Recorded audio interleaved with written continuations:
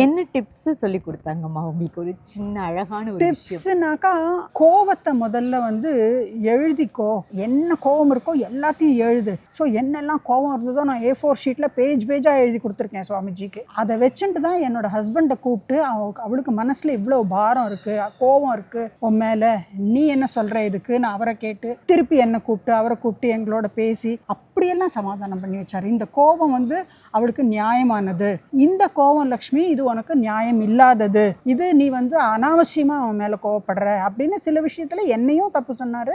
நிறைய விஷயத்துல எனக்கு இருந்த கோபம் ரைட்டுன்னு சொல்லி என் ஹஸ்பண்டை என்கிட்ட மன்னிப்பு கேட்க வச்சாரு. அது வரைக்கும் என் ஹஸ்பண்ட் மன்னிப்பே கேட்க மாட்டேன், நான் பண்ணது ரைட்டு நீ புரிஞ்சுக்க மாட்டேங்கிறேன்ற மாதிரி பேசிட்டு இருந்தாரு. அதுல இருந்து என் ஹஸ்பண்ட் என்கிட்ட மன்னிப்பு கேட்டாரு. மன்னிப்பு கேட்ட உடனே எல்லாம் போயிடுது, எல்லா கோபமும் போயிடுது.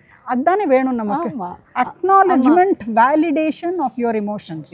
அந்த வேலிடேஷன் இருந்தாலே நமக்கு அந்த கோபம் அந்த வெறுப்பு எல்லாம் போயிடும்.